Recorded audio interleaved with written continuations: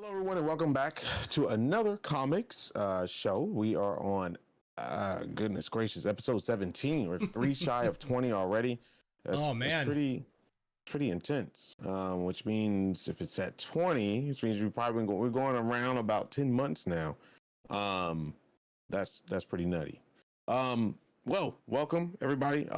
It's a lot to talk about today, so buckle in. Strap if you missed in. a lot of news, we got you covered. For the most part, it's actually too much to talk about today, to be honest with you. We might have to split it up into a couple of shows because the comic news went insane these past couple of days.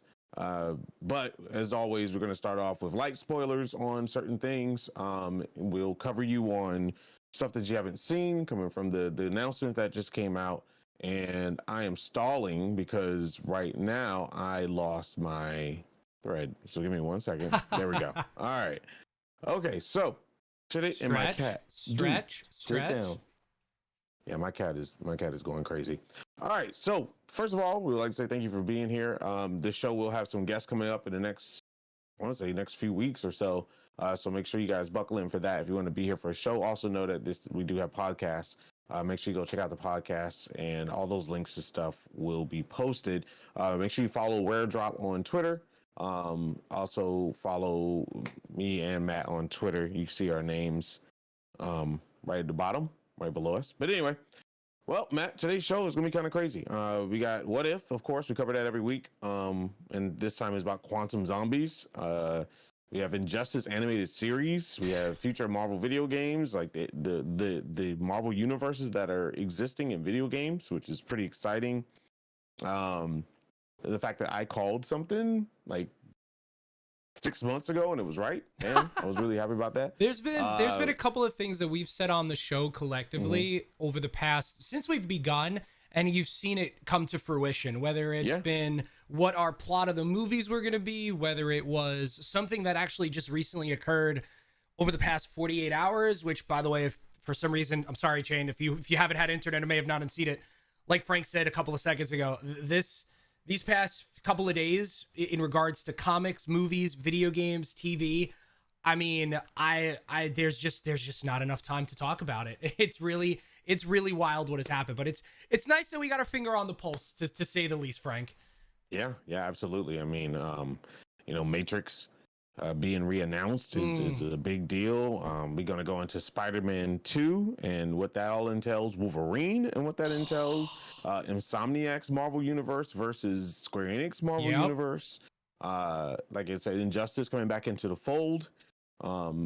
Star Wars getting a live action rendition, and on top of that, a remake for KOTOR, which is huge. I mean, there's so much involved, but we're gonna go right into this, and let's talk about What If, because lately we've been going over, and this show could possibly go over if we stall. So yeah, What If, quantum zombies. The zombie line of Marvel Universe is a very popular one. I mean, you would be like, why? Because it's really has its own like world. I mean, it's The Walking Dead meets superheroes. So the What If episode, I felt it was good. Yes, I liked it. Well, I'm not a fan of Marvel zombies like that. It's kind of like COD zombies, like people like Call of Duty zombies. So I'm just not. I don't know, but I think because I'm over zombies, I mean, I'm watching the Walking Dead series right now with my wife, but at the end of the day, I'm just kind of like, zombies. But I mean, they did a really good job representing it. It wasn't too over the top. There was a lot of meme stuff in there that makes Marvel. Yeah. But at the same time, they got pretty raw with it. Like I was just like, whoa, okay, they're going pretty ham with it. Yeah. So let me, because once again, I know the What If series were one shots, right? What was the first What If one shot? Was it zombies, or did it just come along the part of the one shots? No, you talking about like in comics? Yeah, in comics. So I know the overall arching What If comic series were just all one shots. But Yeah. zombies spawned off and kind of became its own thing, right? Yeah, zombies have their own thing. I mean, it stretches all the way to X-Men as well. Yeah, Like it went deep. yeah, it went really big. I think they based it off. I think it was just a kind of like a yeah, like almost a what if moment. Like what if there were zombies and not like trying to pun the name. And fans went nuts. They came out at the right time. Yeah. And they went absolutely nuts about it. And I mean, Marvel being a business, they fed off of it. And I don't blame them. I'll take the money. It was it's during fine. the time where zombies were rampant. Like literally everything had zombies in it: video games, books, novels, shorts, amateur videos, YouTube videos, movies, you name it. It was just a year of zombies, like for 3 or 4 years. And Walking Dead actually really helped push that along. And the Walking Dead comic, was sold out in many places for a long time. I mean, still to this day, the Walking Dead comic is still priced at a very high price, especially for the volumes. I mean, you'll spend hundreds of dollars trying to get all volumes. It's like $60 or $70 a volume right now. So it's like, well, now's a good time, I guess. We're getting close to October. The spirit is there. It was fun. It was a fun episode. The thought of how the zombies came to be with the quantum verse. Yeah. Going into that with Hank Pym. It's always damn Hank. See, Hank. If you just leave it alone, it wouldn't happen. Well, that's interesting, right? That's been 2 episodes thus far that is really focused on Hank Pym or the Pyms, right? It's interesting that they've been 2 where everyone else, I believe, outside of Chadwick Boseman to T'Challa, which we'll talk about here in a minute, that was only kind of like the first repeat per se, right? And Pym was really in the same role. But as far as the episode itself goes, I liked how they did the unique take on the zombies, because normally it's like a disease. Normally it's like something coming from outer space or something. I like how they use the quantum realm. I actually kind of wish we saw this more of as like a long form, like a movie. I think this is the first episode of something that I would like to have seen into a movie, just because I don't remember seeing something zombie wise take that route. I like the uniqueness of it, how they made it. Yeah, it was a disease, but they're using the quantum realm for it. I kind of liked it. I still liked it better than episode 3. Though Doctor Strange and episode 3 was the other. You liked it better than Doctor Strange episode? No. I still like Doctor Strange and Star Panther, Star T'Challa the best so far. But this episode, I don't think it was the worst, but I thought it was good. Because it was just like, you just got to take it as a one-shot, fun, go with it type of thing. No, I thought I think they're all good in their own ways. I mean, this is definitely, yeah, like you said, it's not their strongest. But I don't think they're going for that for the What If series. I think it's literally, we might not think it's the strongest, but somebody that loves Marvel Zombies might be like, oh my god, yeah. So I think What If is literally there to try to pull all walks of life, and anyone that likes the different iterations. Maybe people may not care about Black Panther or Star Lord, and they might love zombies, or they might love Captain Carter, or whatever. So I think they're doing a fantastic job with the show. I think it's a great break in between. Like, if you had to do a filler to fill space in between releases and stuff, like, this is the way to do it. It's very captivating. Every week people are excited to see what's next. I mean, I think they knocked it out of the park. In terms of being dark, it was pretty freaking dark, man. Tom Holland got a lot of time in this. Hopefully it's not Tom Holland's only show. I almost feel like it is, because at least for season 1. That actually wasn't Tom Holland. Huh? That actually wasn't. Yeah, that in this episode, Tom Holland and there was another person actually didn't reprise their roles. Interesting. Yeah, it's I very did a really rare. good job mimicking Tom Holland. Because I didn't think any different. I heard some inflections that are different in his voice, but I was just like, maybe he's hitting a late puberty or something. I don't freaking know. But at the end of the day, I was just like, well, we do know that Chadwick Boseman was in it, and he sounded really sick. I mean, I'm just gonna point it out. I mean, granted, his character was injured when you watch it. Like I said, we try to do light spoilers, if any, if none. But he was sick he was hurt in in the show, but and probably malnutrition, probably like dehydrated, maybe, I don't know. You can think of a lot of things, but I honestly think that they went that route for his character because he was probably going through heavy chemo. This was shot at the time when he was getting a lot weaker. Yeah. He was, he lost a lot of weight and stuff. And people were saying the craziest stuff about him, which I can't believe. Fortunately, but at the end of the day, you can hear it in his voice. Yep. He was tough, but it's a testament to Chadwick Boseman that he showed up, man, to the very end. This man, I mean, he was sick during Black Panther. Civil War, he was sick. He actually went through treatment in Civil War. The treatment was positive for him. It didn't affect him as much. He was sick in Black Panther. You could tell he was nowhere the size he was in Civil War. Civil War, he was huge. He was like really big and ripped. And then like Black Panther, he was still like, he looked good, but you could tell that he was kind of like losing. So I was like, he's probably in between two roles. 21 Bridges was being announced at the same time, of the showing of Black Panther. So I was like, okay, he's probably getting in the role of that. Maybe that character's going through some stress moments, whatever. And then he just kind of like disappeared a little bit. And just showing up for shows and awards. And he was looking, I was like, man, he's losing a lot of weight. Maybe he's getting ready to do a really interesting role in something. Because Chadwick doesn't go as extreme as Matthew McConaughey when it comes to like, literally becoming thin air. But he does go through transformations based on his characters because he really gets into it. So very method. Yeah, it was a testament for me more than me saying like, ugh. I was just like, wow, this man is showing up, even when he's darn sick. I mean, there's people that don't even show up when they just got a cough, so that's pretty badass of him. I mean, we all know he loved his craft. You heard the stories that he was most excited. He was almost more excited to do this role and voice acting of Black Panther in these different realms than it was essentially when he was live action. So it's funny, until we had our pre-show talk the other day, I didn't really think of it. I went back and watched it and I heard what you were saying. Like, I saw him as, he was definitely hurt in the episode. Yeah. And I didn't think 2 cents of it until I rewatched it last night, and I heard what you're saying with the inflections, and you can see that something definitely was missing there out of it. But I mean, but that's a testament to him. If we didn't know this, you would have never known. You would have never thought otherwise.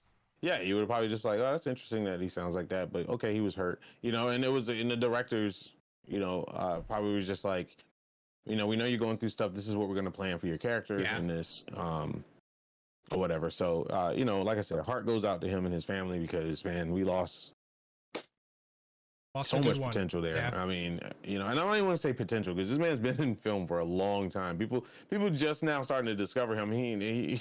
He's been in film a very, very, very long time and playing very iconic people in film, and he will be remembered. I mean, one of his biggest roles was his first role, right, with Jackie Robinson. Yeah, with Jackie Robinson. Yeah, that 42, that was a fantastic film. Yeah, he killed it. And then James Brown, I mean, killed that. I mean, oh my God, I forgot he's played. Those are some big roles that you just don't give anybody, and like he gave respect to both of them. But yeah, 42 was huge for him. Yeah. I would say bigger than Marvel at that time. I mean, because it was a time to come up. You had people like Denzel Washington, Angela Bassett, mentoring him and tutoring him through a lot of things. And that's big for us because, this man's coming out of South Carolina, of all places, where people say that you can't make it in film out here. And we have a lot of actors, bro, out there, especially Black actors at that come from South Carolina that, go to, the film school and stuff like that and become, Michael Coulter being one of the biggest ones right now, who's like consistently, who went through a dry spell after Luke Cage, but now consistently getting, he has his own show now, essentially with Evil Within. It's that dual show. I know. Something Evil. Yep. Yeah. He's in that, and that's in their 3rd season, 4th season, something like that. They're pretty deep in it. For a little while, yeah. Yeah, they're pretty deep in it. It's been out for years, and he comes back and visits constantly. And Chris Tucker, back and forth between Georgia and South Carolina. We have tons, and I know I just said like 2 of them, but I ain't gonna go through a whole list. But it's just really, it's just evil. Yeah. That's it. It's just evil. And I'm like that. Yep. But yeah, it's really nice seeing South Carolina come up. So I just don't want to lose any more of us. But anyway, So What If pretty good. Yeah, and you know, this still isn't the last time we're gonna hear Chadwick. I mean, they said that he's part of 3 episodes. This is 2, but I actually just did, because I wanted to see what other movie he was in. I just did a quick IMDb search, and we know how those could be sometimes. But he's maybe in more than 3 from what it's saying. So, you know, I think we're gonna get a real good, dare I say, send off at the end of this. Like I said, I think he's in Wakanda forever. I mean, he was part of that shooting. But it wasn't done at the time where they're doing a major portion of it. So I believe he's still in it. It might be a voice recording. I mean, it might be some unused stuff from Black Panther that they convert into. They're not going to digitize him. I know that for sure. Yes. So they're going to respect him. And, you know, I want to say this is probably the most respect I've seen of an actor recently when it comes to honoring his death, because he knows that people I think Marvel being so careful with their casting, the representation, and really not bending to the fans' needs when it comes to like, why is this character this or that, you know, is giving me faith that the fans believe in Marvel and what they're doing. I mean, everybody wants to eat, right? So everybody wants to make that money. So I mean, I know I keep saying it every week, and you know, I am a biased ass Marvel fan, but at the end of the day, Marvel's casting, their direction, their idea to detail now. I mean, it wasn't always there. I'm not gonna lie about it, but their attention to detail now of getting like representation not only in actors but in directors and screenwrites and B cameras and A camera, C camera holders and like cinematic enthusiasts, like all that stuff. Even down to the animators, you know, having that be a diverse crowd where it was majorly, you know, one color. You know, it's really nice because now we get to see more ethnicity and style put into it. And I'm just hearing nothing but good things about Shang-Chi. Unfortunately, I have to wait until that's available at home because I'm not going out and seeing it. So I would love to support them that way, but they got to do better. But so I can't wait. Yeah, same. I mean, as far as Shang-Chi goes, I think it's going to be in theaters exclusively for 45 days. So hopefully by mid-October, we'll be able to take a look at it because I'm with you. I want to support them. I want to watch that movie, but not in the current way that they're doing it.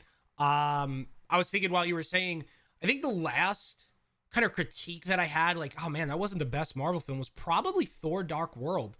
It's been quite a while. And the casting was great. I liked, oh my God, what's his name? The Ninth Doctor playing the Dark Elf. Like Malachi, like I liked it. It was just the story wasn't there for me. But outside of that, like thinking past that, you know, past Iron Man 2, for instance, past like those movies, I feel like they've been hitting home runs nonstop. And that's a long stretch, including then transferring over to longer form storytelling in TV with Disney Plus shows. I mean, I've never seen anything like this from any movie, any TV series, anything. It's incredible how they're hitting home run after home run after home run for this long. I mean, even their bad films are good in my opinion, because you know, I hate to say it, but you take a bad DC film and you take a bad Marvel film and you know, it's there's a big difference. The respect is there at least, you know. It's just like, okay, that was bad, but without saying, we hold Marvel up here because they keep setting bars, and I mean, you being a leader in setting bars, your expectations are going to go up with it. So it's more of a double-edged sword. It's a win-lose situation if they do make a mistake here and there. But yeah, their casting is I mean, dude. Mashallah Ali is Blade, like, holy, that blew my mind, dude. I mean, granted, a part of me was like, Wesley, no. But I was like, all right, Wesley's getting older, but I will not doubt Wesley's martial arts. Because the dude can still do it, because we've seen it. At this age, he's still badass. But I would have loved to see Wesley Snipes again as Blade. I would have been just as happy as Mashallah Ali, but damn, Mashallah Ali. Like I heard that Wesley Snipes is training him. I was gonna say, I feel like if it's not just training, he's got to be in the film for something. Like he's got to be in that film. I think. I don't think there's any way that Marvel wouldn't. I don't know, wouldn't do it. I can see them not doing it for so many others because of just it being what it is. But if he really is training him, that's also dope too, because you would get that flair and that feel with the the flip back of the black trench coat, the black leather trench coat. I would love to see it. I would love to see it. Bruh, I mean, it wouldn't surprise me multiverse and have Wesley Snipes and Mashallah Ali. Season 2 of What If. Let's go. That'd be sick as hell to me. Like, that'd be so sick.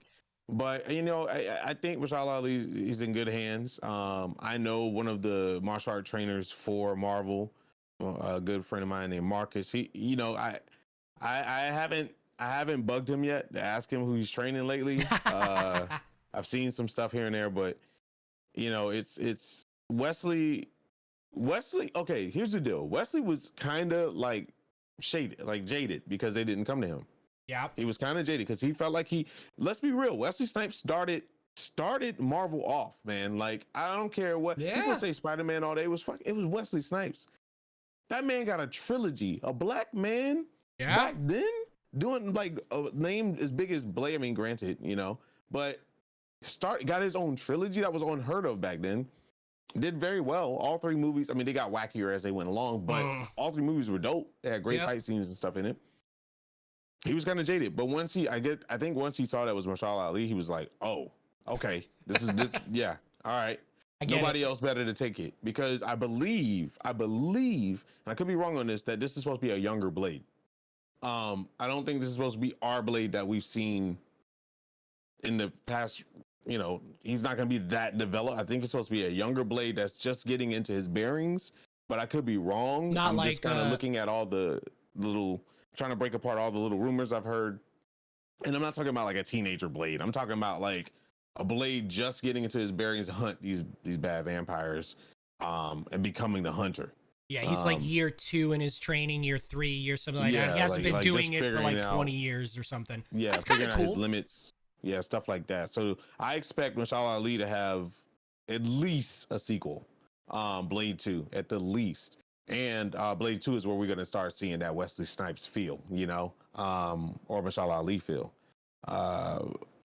Yeah, I know Mashallah is almost fit, but he ages better than Wesley Snipes ages, you know, because Mashallah Ali is in so much practice right now by different roles, like consistently. I feel like he's a little bit more seasoned than Wesley Snipes right now. But Wesley Snipes is a god tier actor, and people don't give him enough credit. This guy can do anything, any role that he put his mind to, he can do it. But Wesley Snipes is Wesley Snipes. Well, yeah, he doesn't move like he used to and stuff like that. So I don't know. We'll see. I don't know. Yeah, I think Mashallah Ali might actually be a vampire, bro. Like, he might. He's got that vampire blood. That's why he's got it. That's why you got the role. That's why you got the role. Yeah. I mean, it's gonna be interesting because as of right now, when we go through, I mean, it was breaking news. Well, not breaking news, but it was news earlier this morning. Marvel did set forth 4 release dates in 2024 for February, May, July, and I think October. It was. But like, we know movies. What was it? Miss Marvel's 2 was, I think, the last one that we know of, at least movie wise, and that was it was either late 2022 or early 2023 they named it. So we still got, presumably, unless things shift and they go into production sooner than we know, because we know Mashala's slate for movies is getting bigger every day. Yeah, and where it gets in there over Marvel roles. Like, yeah. It's like, when they better pay him more money if they lose him, or they better have Wesley Snipes on speed dial. Like, that's what I was about to say. Like, I'm kind of getting, there is a little part of me that's worried that this may be a first time they may need a recast, just because it's not going. We did get the news a couple of weeks ago that they got a writer and everything, but I thought they already wrote the movie. If they're just starting writing now, this is definitely the earliest, probably a summer or late. I'm pretty sure they had a script and they X'd it. Yeah, they just, Yeah, because Mashallah is also a director, so maybe he had a lot to say about it.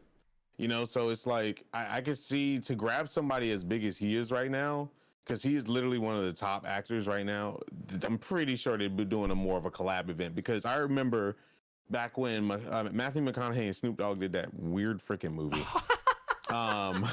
where Matthew McConaughey was somebody just trying to getting high all day.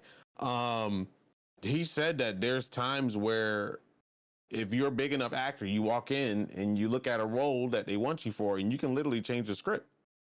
it might delay things depending on how big you are. It happens. It depends on how bad they want you. And Mashallah is probably just getting money thrown in his face, and he's just like, I can't pass up $36 million versus 15. I just can't do that. And if you want me, you'll wait. And Blade right now, it can sit in limbo for as long as it wants to, because there is hype, but there is no super hype behind it. That will come later on once there's more and more trailers and everything. But right now we know it's coming. They did the little dabble, the little sprinkle of it. At the end of the day, get Wesley Snipes back. Shit. Yeah, Wesley will do it for 15. He would. Right now, Wesley's hungry. He just wants to be back on film, man. Oh man. Yeah. One last note on it. The one cool thing, and you kind of brought it up, is they come in and say, hey, like if you're that big. The one thing that we're noticing more and more with Marvel, with Black Panther, and now recently with Shang-Chi, they're getting more collaborative. So the actors that they're bringing in who are diving into these roles, it's not just they're acting in and diving into it. They're helping with the screenwrite. They see what they're doing. They're talking to the directors. It is getting very collaborative, and having someone that's that versatile as Mashallah actually just leads into more. This is going to be amazing. So, yeah, I think he did a lot of direction for, what is it called, The Mile or whatever. What not the last movie, but the most recent, one of the most recent movies he was in. Lord of the Ring guy was in it. He was the keyboard one where he was player. He was going around playing the piano. He's a performer. I forgot what it's called, but that movie. I could be. My brain doesn't work half the time. I'm getting old. But I know that, and that goes without saying. Idris Elba did some direction and some camera tech work on James Gunn, the Suicide Squad. So there's a lot of like, I'm not just an actor. I want to get into this. We talked about it last time. Zendaya wants to start directing. Yeah. She wants to start directing right now, and her purpose is to get more Black women involved in being in lead roles, which is a definite need out there. But for her to be 25, she's 25? One is 24, one is 25. They're a year apart. She's the oldest. So for her to be 25 and wanting to do something that big, that just goes to show you where we are right now when it comes to film and stuff. Like when you have a great reputation, as good as like a Zendaya, Mashallah Ali, I would even say Michael B. Jordan. I can't remember that cat's name that played in Black Panther, the Jabari tribe leader. Oh my God, he played in Get Out. Get Out, yep. His name is so simple, and I just keep forgetting it. But he's a British actor too. Feel free, not Winston Duke. He's definitely Daniel. He's definitely doing that's a Jabari. The guy that was in Get Out was Daniel Kaluuya. Yeah, Daniel. Yes, Daniel Kaluuya. Him. He is. He's awesome. He is very sought after. This man has won some big awards lately, and I'm just so happy because I know Denzel Washington is just leaking out of every pore right now of how happy he is that the people that he's mentored are like gods amongst men right now, and it's just a really good time for very diverse and very collaborative moments. So kudos to Marvel. At least from the outside, we don't never know what looks on the inside, but at least from the outside, it looks like they're doing fantastic. And we can only hope for DC getting there as well with James Gunn. I think James Gunn is going to take DC to a next level, and I just hope they keep giving him films. I really, really hope, as we transition over a little bit to DC for a minute here, really quick. I forgot Mashallah voice. I forgot Mashallah voice Titan in Invincible. I completely forgot about that. That was awesome. Which I can't wait for season 2. Speaking of DC, once again, you talk about James Gunn. Suicide Squad was just a fun film. They really just dove into just the craziness of the characters and what the Suicide Squad is in essence, which was really awesome. Obviously, we talked about the news last week about Batman seeming like it's going to be an R-rated horror weird fest, which if that's the case, interesting. And kudos to them for doing it, because Sony needs to learn how to listen, Yeah, anyway. They need to listen, but I know video games. I've talked about it a couple of times on here how Injustice is a fun video game, the story, seeing what happens and how they. I mean, the story mode, you said it. I mean, I think the story mode was godlike in Injustice. Yeah. I was very surprised. And when you talk about comic books, seeing what transition from characters that you never would have thought, whether it was on the pages, the first couple of pages of Superman taking out the Joker, which for me was a big what the hell just happened here. And of course, you know, even during it, seeing what he did to Shazam and other characters was incredible. And now we're getting to see it as part of a movie. You know, DC is now going into different realms. They've started it off about a year ago, I think it was, right, with the Mortal Kombat Scorpion's Revenge, I think it was. And now we got the Injustice, the movie coming out. It is a DC animated film. It is coming out in approximately about a month from now. But whether you played the game, didn't play the game, whether you watched, read the comic books, if you want to see something story-wise unfold that I think is still one of the best stories DC has put out, and it just happened to be from a video game, and it happened to be just from NetherRealm Studios. It's going to be wild. The interesting thing is it is going to be an hour and a half. I think the first original Injustice game was about a 5 to 6 hour romp story and gameplay wise. How they're going to bring it in, I assume we're going to get a 2 and 3, but I'm interested to see the changes because they went dark. They went dark into it. I don't want to go away too much with it. I know it's a video game, but for those that haven't read or haven't watched it, I don't want to spoil some of the things that happen.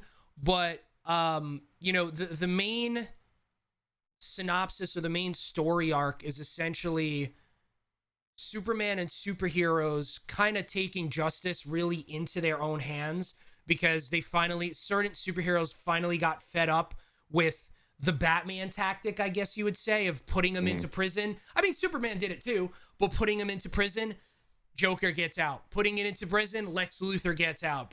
There was always the in and out. And there is something that occurs that sets off an arc where essentially Superman snaps and says, enough is enough. I have the power. I am a god among men, among mortals. It is time for me to set everything off in the right path. It is unique and interesting how Batman can go toe-to-toe with Superman, how Green Arrow can go toe-to-toe to Superman, or someone like Blue Beetle, for instance, can go toe-to-toe to Superman because the way they bring it in for them to fight, it's interesting. It's not going to be a 2 or 3 hour romp. It is only going to be about an hour and a half because it is cartoon wise. It's not part of the 52 lineage. It is very much its own thing. But for me, once again, someone that loved the story, that actually got me back into comic books when it first came out in 2012, I think it was. It was early teens, kind of give or take. Wait, Injustice? The game? Or it may have been late 2009-ish or something like 2014, 15, maybe. Well, I know Injustice 2 came out in 2018 or 2017. Did I play Injustice 2 or 1? I don't even know anymore. Yeah, Injustice 1 came out on PlayStation 3, and Injustice 2 came out on PlayStation 4. Yeah, there was clear difference in graphics. But, yeah, I'm because it's animated, it gets me even more excited because outside of James Gunn and getting a little bit interested in Batman, the Batman, excuse me, I'm kind of hyped for this. Did you actually ever read the comic books? And outside of you don't really read DC comic books. You're born. I did. I did read a good bit of DC comic books. I think I kind of lost my marbles on DC when they teased us for so long that we were about to figure out who the Joker really is. Batman is going crazy. He's on the verge of cracking. And I was like, oh my God, this is probably the most monumental moment in comics. We about to, like, these legends are about to fully reveal a secret that's been secret for so long. And we're about to see Batman literally crack. Yeah. He's on his last line of, like, thin hairline. And then they bust that stupid crap on us at the end. Oh, they're straight jokers. And I was like, all right, I'm done. Yeah. Like, I'm just fucking done, dude. All right, you guys are just slapping money out of me now. So I kind of pushed them away. Honestly, I hear you, man. Young Justice got me back into DC because Young Justice is fantastic. And damn, that shit gets dark. I mean, people die in Young Justice. I mean, kids killing kids. I mean, it was at the end of the day, I was just like, damn, this is what this is. You know, and watching a young Superman go just out of control, like honestly out of control, young Superman. That's some cool stuff to me because I'm just like, bro, you bring teenagers in, they got hormones, they don't understand who they are.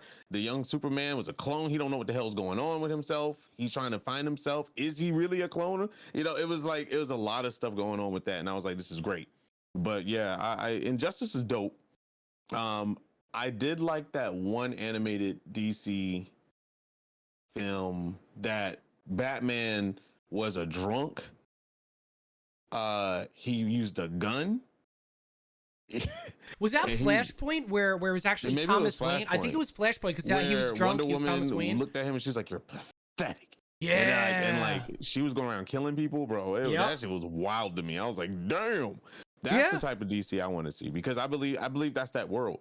It's not a pretty painted New York with an Avengers Tower. It's a gritty Gotham. There's a reason why that place is made. Yep. You know, to be dark and gritty and gargoyles everywhere. You know, Gotham has always been that dirty ass place. You know, think about Michael Keaton Batman, Batman. It was just always dirty. I mean, the Penguin had an effed up story. You know, Michelle Pfeiffer's junk was effed up. That was nuts. Just effed up, dude. And that was back in the day when we censored everything. So I just think that we need to pay justice. No pun intended. No pun intended. Yeah, I mean, I got the trailer up and going. I mean, this kind of shows it all. The one thing that excites you right off the rip is you see it's rated R. So I don't believe they're going to be they're holding back any punches on it. I do agree with you. I think they can get a good story chunk out of this in 90 minutes. I assume this isn't going to be we said it a couple times here today, a one shot. I believe we're going to get more and more. It's going to get to a point where I don't think it's going to go right into the story of Injustice 2. They're probably going to take a little bit, get to a point and then go. But like, I mean, you saw it at the beginning of the trailer, like there's a whole bunch of craziness going on in here. You got literally a nuke going off in a certain town. When you talk about killing people, I mean, it's not kids versus kids, but there's people that die in this that you do not expect to die. Good guys and bad guys, good guys teaming up with bad guys. It dives into the multiverse. So, I mean, outside of really just diving into it completely, which I want to hold back a little bit on, like, because, you know, we don't want to really go through spoilers, even though the game's been out forever. But for those that are going to be new into it, there is a comic book out there right now that you can read. It's been going for a long time, and it's really, really good. You can play the game, or you can wait until, Superman's holding Lois right there. I think that kind of explains it all. This is where I don't like Superman as a character.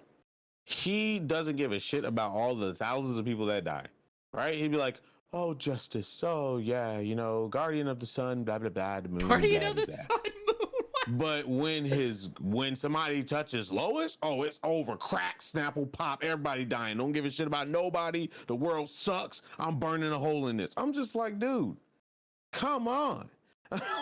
I mean, but that's like the first point where I feel like he feels he's vulnerable. I mean, it's not just, yes, a big part of it is her and something inside of her that dies. But it's also literally you get a nuke going off too. So I get you on it. I do, but it's more than one thing. I guess because it's multiverse and everything like that. What a sidestep, Hulk. What do you mean sidestep? You guys know what I'm talking about. I do. It's the annoying. I'm going to tell you right now. I'll say this live right now. Omni-Man is better than Superman in every way. Written, shown, because they're the same characters. They literally are the same characters. Omni-Man, when he snapped, his reasons were like thick. And you almost start agreeing with Omni-Man. Because I'm just like, okay, I can see this. He's like, people killing people. This is a doomed race anyway. We need to just go ahead and eradicate them. They're weak, you know? That's what Superman really feels, because in Injustice, Superman says shit like that. It's like, weak people, you guys don't ever see reason. You need to die. Why do I need to help you? If you break the law, you die. You know, it's just like, okay. You're just saying that because your love interest is gone now. I mean, you're Superman. You can fly around and get a whole bunch of honeys if you really wanted to. But no, it's all just Lois Lane going to make you snap and go crazy about things, and you're not seeing any reason. It is just like, what's that? There was was it Injustice where he like got emo and he flew up to the sun and he just like laid back and they did that thing and his eyes turned red and then he was just like killing everybody. Like I was just like, what the hell? I don't know, man. I just feel like Omni-Man is the better Superman. If I had to place that there, and I know this is your boy, I know you love Superman, but I just feel like it doesn't. They're resurrecting a Superman that doesn't work in today's interest. Superman's what they're putting in film right now and what they're showing us is an old version of Superman that got us back in the 80s, 70s, 80s, 90s, maybe early 2000s. What we want to see now is the Invincibles, is the people that do have flaws that show them get their ass whipping and overcome. Or that's why Superman, I liked them. See? That's why I liked Henry Cavill's Superman, but that's why I liked Henry Cavill's Superman in Man of Steel. In Man of Steel, you saw his flaws. He got his ass whooped by all of them, and you had to see him finally get into a position of a make or break, or a rock and a hard place. Excuse me. That was the first time outside of Doomsday that you saw him kill. Or especially in live action, he snapped Zod's neck and you saw the pain and frustration out of him. And I'm happy. I'm so happy they did that, because it's always there's going to be a way. Okay, you know what? I'm just going to fly up in the air and save that kid. There is always some cop out of it. But I can't. Omni-Man is someone completely different. He always had the idea and he was just playing coy of it the entire time. No, he was hella conflicted emotionally. Omni-Man's emotional struggle was so evident, dude. Superman, I feel like his emotional struggle comes when he feels like he can't protect those that he loves. F everybody else. Omni-Man was trying to protect his whole culture, his whole planet. He was just doing what he was programmed to do since womb, right? Then but he was a spy, really. Wasn't he a spy, though? Like, he was an undercover agent, excuse me. He was an undercover agent, at the end of the day, right? Yeah. But when he came down, he did not expect for a human something so weak to overpower his emotions and change the way he is. To the fact that he said, oh, well, if I'm going to be here, might as well have fun while doing it type thing. But didn't he call his wife his pet or something like that? Yeah, he did that to feel validated in his decisions. But you could see the emotional ripping of him internally. I mean, he beat his son to every inch of his life and then realized what he was doing and eventually abandoned his mission that was super important to him.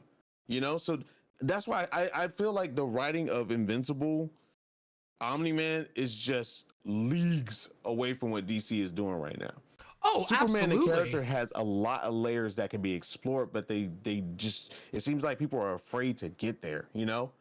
I agree I think Superman is probably he should have one of the most mental issues of any person that's in the DC universe, because he is labeled Superman. Okay. Yeah. He's supposed to be unbeatable. And these people are coming down here whooping his ass for all he's worth. And he keeps losing, right? Superman keeps losing. I think that's something that they can build on. I love seeing, what was that, Bright? What was it called? The one where it was about the boy? Oh, yeah. It was essentially a dark kid Superman. Right. Was it Bright? I think it was called something Bright. I don't know. Brightburn. Brightburn, yes. Yep. And that was a James Gunn movie. Yep.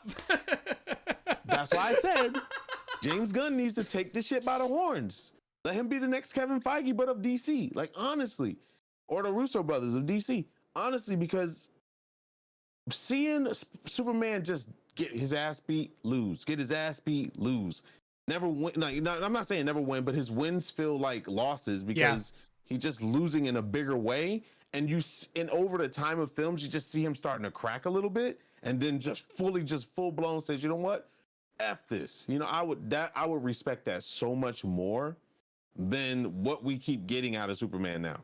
That's why I kind of liked what we would have potentially got a little bit of Snyder cut, because we would have seen him lose and be taken over, even though it's not him doing it, it's Darkseid taking him over and him going into the badness. Though if you did read what Snyder was going to do, Snyder is an amazing director. I think he's got a lot of amazing things, but I think they really went into too far into left field what they wanted to do for the Justice League trilogy. It's because they're creating his universe of it. People need to really use their resources. When you don't have to stick to a comic 100%, right? Like, you don't have to go page by page. But I think there needs to be some kind of like line that you don't cross. And listen, I mean, hell, we're gonna talk about it later, but Insomniac Spider-Man. Yeah, we can just tie it back. So to go into this, Spider-Man 2 has been announced. And I called that shit like 6-7 months ago. I said Spider-Man 2, Miles Morales and Peter Parker. I think we did it on the show as well. Yeah, I think we did, yeah. And hopefully multiplayer. Cross your fingers. If it's not, I'm cool with it. I don't even care anymore. The big thing is like, holy fudge, holy mother, Venom is in it. And it ain't your freaking what's his face? Topher Grace? No, it's not your Sony Venom. Oh yeah, no. It's not your oh, you want eggs in the morning or waffles and pancakes. Like, it's not that guy. This Venom sounded like it's the Candyman. It's the Candyman. What's the actor's name, dude? I love that guy, dude. It sounds so menacing. It's so good, good. Literally was just like, dude. I was screaming the whole time. Thank God I didn't stream it. I was just like, I was on comms with my best friend, and she was just laughing as I was screaming. This part I lost it. I fucking lost it. I knew it was him. This is the Maximum Carnage feel. Like, I knew it was. I was like, you said that Venom. Last week, Maximum Carnage video game. Yep. I was like, this is Venom. This gotta be Venom. And then when I hear his voice, I was like, it's over. Game over. Trying to just get it. I can't. Dude, it's so good. Insomniac, what they have been doing with the past two. I just want to say this. I know you're in love with it. I saw your tweet the other day, and I am too. I went back and looked up a couple things to Spider-Man. Just think about this for a second.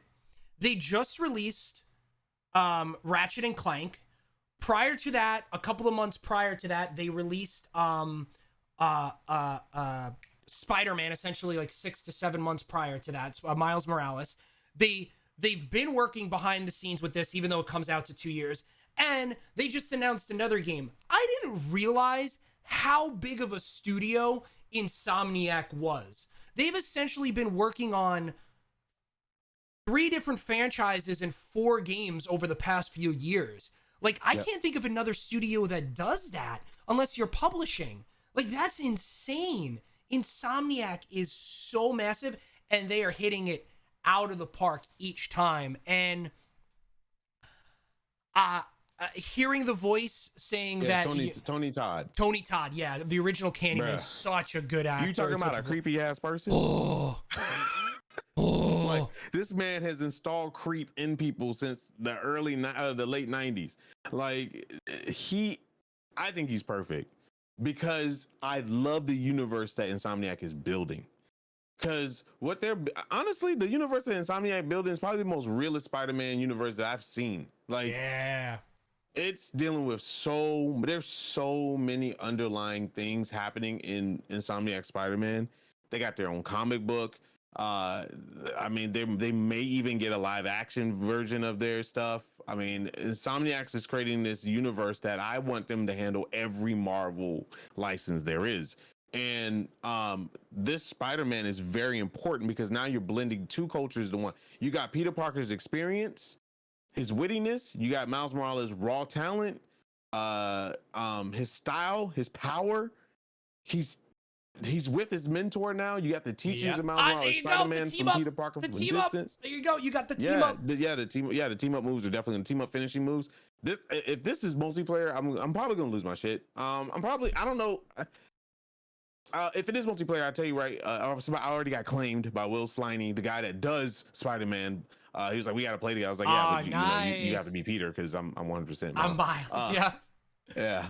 I think you're right. And Wood, even if it's not unfortunately. co-op, I'm good. I'm good with it being something where I can control both Spider-Man at one time.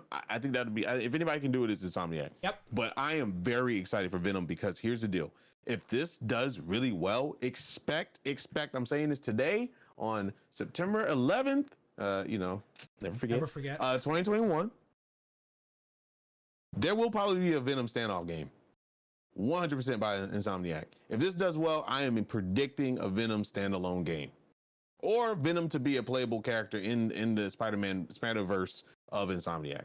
I'm almost he's too big of a villain that people, or not really a villain, anti-hero. I want to say anti-hero that people love. I think they'll tease us with DLC because we didn't get DLC with Miles Morales. We did get DLC with the Spider-Man game, and we got Black Cat in there. So I feel like they'll tease it with that, and they'll go on to Wolverine, and then hopefully, like you said, I think it's going to go off really well, and we're going to get a Venom. We're going to get a Venom game. There is no chance we don't get a Venom. Yeah, that's what I'm saying. It's this character is too big. Plus, they didn't even origin Venom. They didn't even give Peter the black suit, which I am super surprised about, because I kept saying to myself, how do you not have the most iconic suit in the damn game? We got big time suit. People don't even know what that is. But and I said, in my head, I was like, they got to be bringing Venom. They got to be bringing Venom, because you don't just not put that suit in the game as an unlockable. That should be suit number 1 you unlock. Yeah. And lo and behold, all I could just say was, I was just like, God, I wish I was streaming, because I called this to the T. And then my friend James Ham, who's a big time, he's like the lead executive animator on the suite. He was like, "Yep, I'm working on this, of course." And I was like, "Bro, I talked to you about this." He was like, "There's no way I could have said anything." You can, my NDA. Oh my god. So anyway, that transitions into Insomniac's Marvel world. Insomniac's doing it right, man. Like from start to finish. And we got motherfucking Wolverine. Oh my god. Okay, you talking about a way to steal? Sony just came. We'll talk about the showcase as well. We didn't put that in the notes, but yeah, we Sony should. came out. Awesome. The one thing I love about a studio video game company or anything is when you don't talk shit and you come out hitting home runs. That whole showcase was drop mic. Every single one. How did you not leak? How did this not get leaked? Like, how did exactly? Out of all the things, people have been wanting a Wolverine game for years. Nobody was able to pick it up because everybody was afraid they wouldn't do it justice. But what better studio do you do this when Sony gives you money? Yeah, you go ham. Oh, dude, this shit doesn't even have a date yet. No. By the way, it's probably 2024. Yeah, but if we know that Spider-Man 2 is going to be 2023, the earliest we'll probably see this is 2024, maybe 2025. Maybe. They did say, I think it was Nebelian said, it's in very early development. Yes. And you could kind of get the tone of it from this. They don't even have a voice cast yet. No. They definitely don't. But you kind of get it a little bit. They said that it's going to be game-changing gameplay. I'm just trying to find the exact quote from the... Here we go. They're implementing stuff. Yep. A very early development, cutting edge gameplay, and this is what I love: emotional narrative. This isn't going to be young Wolverine. This isn't like going to be Logan almost. But it's like getting there, because you could tell by like his fist and everything. He's definitely been beat up a whole goddamn bar, bro. Yeah, and he's kind of like, before you get I love the sound of it too, the ka-ching of sound of it. It kind of was like almost wanted to crack his. It was so good, man. There's so much here. Look at his body language. He's just like, you can just see the stress. Like, fuck, man. Do I have to do? Are you really gonna make me do this? You really getting up and coming at me? What the fuck I just did? You really gonna make me do this? And then you can just see when the tense in his knuckles, he just kind of relaxes, and it's just. Just the cinematic alone, I'm just like, bro, I can't wait to see where we're going with this. Oh, there's so many Wolverine voice actors that want to voice Wolverine. Oh, I can just imagine. There's so many. There's a whole thread right now by one of the top voice actors that said, fan casting. Here's the amount of people that we've seen. ask for Wolverine to be voiced by, and it was like 12 people. Yeah, and they all have had a role as Wolverine in some part, or played Wolverine in something, or did direction or choreography for Wolverine in some way with Hugh Jackman. And I was just like, I was gonna put in something to be in this, even as an extra, but I was like, be lucky if I get my tape looked at this point, because the amount of people that are so hyped for this right here is out of control. Nobody even, you know how we gave Suicide Squad shit because it was like, what, 2024 or something, and we're like, why are they showing this? Nobody said a word about that. Nope. People are like, there was like, oh my god, there was a video on your Reddit that's going viral of a guy that screeched like a banshee when he saw this. But anyway, PlayStation came out to play. PlayStation Showcase was godlike with God of War. That thing, that was amazing. I mean, people were going just bonkers over the God of War. Well, I mean, a couple of months ago, Corey came out and Sony Santa Monica said, listen, we wanted it to come out in 2022, but to get it right, blah, blah, blah, blah, blah, it's going to be late. And Sony specifically said before the showcase went live that what we're going to be showing is going to be, let me go back over here, is going to be games that are coming out in fall/winter and early 2022. Nope. Right out of the gate, you get the Knights of the Old Republic remake, and then you get like a 3-minute story trailer that goes absolutely ham on God of War, on top of getting more Forspoken, which I really want to dive into. That game looks awesome. Of course, Spider-Man, Spider-Man 2, excuse me, Wolverine. It's you get, I mean, I'm not a car guy. I'm not a car guy at all. But even Gran Turismo, I was like, God damn, this looks nice. Yeah, Gran Turismo. I mean, that game always just breaks systems. Oh, like you know, half the time you see Gran Turismo, you're like, that's not on a PlayStation, you know. So yeah, that PlayStation showcase was even a game that I probably wouldn't play. The cute little game of the girl that goes into like animal spirits and stuff like that. Oh yeah, she's playing guitar and everything like that. It was cute, yeah. That looks dope, you know. So it's just like, and I love how they saved Insomniac for last with the big trailers. You know, I mean, God of War was there, but listen to Insomniac's track record right now. Ratchet and Clank Rift Apart, multiple awards, gorgeous. Took the PlayStation to a next level. Miles Morales, multiple awards, gorgeous. Spider-Man remake, even. Still, Spider-Man to PlayStation 4, Spider-Man remake, or what do you call it? Remaster, I would say. It was remastered because remastered. Yeah. And now you have Wolverine and Spider-Man 2.